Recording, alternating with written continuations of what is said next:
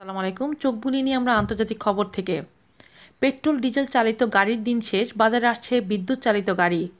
Petrol diesel চালিত গাড়িতে ইতি টেনে এবার গোটা দেশে বিদ্যুতেই গাড়ি চালানোর সম্ভাবনা রয়েছে। 2030 সালের মধ্যে দেশে আরও একটি গাড়িতে যাতে পেট্রোল বা ডিজেল ব্যবহার করা না হয় সে পরিকল্পনা নেওয়া হচ্ছে এখন থেকেই।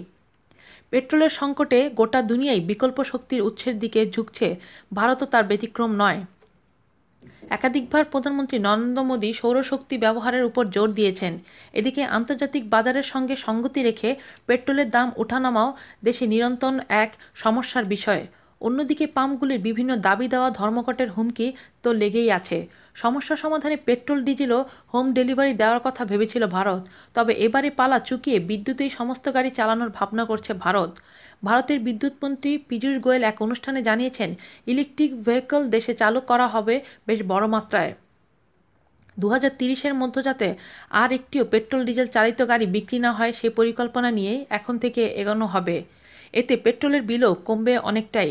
ইলেকট্রিক ভেহিকল ইন্ডাস্ট্রিকে ভারতের সরকারই প্রাথমিকভাবে সাহায্য করবে এমনটাই মত ভারতের বিদ্যুৎ মন্ত্রীর। খানিকটা স্থায়িত্ব দিতে পারলেই এই শিল্প গতি পাবে ও দেশকে গতিশীল করে তুলতে পারবে বলেই তার বিশ্বাস।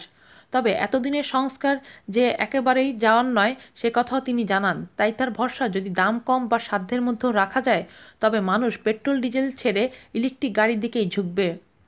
আগামী এক দশকে যে ভারতের পরিবহনের চিত্রটি অনেকটাই বদলে যাবে মন্ত্রীর কথাতেই সে ইঙ্গিত মিলছে। আপাতত টার্গেট নেওয়া হয়েছে 2030। মন্ত্রীর আশা তার মধ্যেই গোটা দেশে শুধু ইলেকট্রিক ভেহিকেলই চলবে, ইতি পড়বে পেট্রোল বা ডিজেল চালিত গাড়িতে। আজ এ পর্যন্তই, ভালো থাকবেন। আল্লাহ হাফেজ।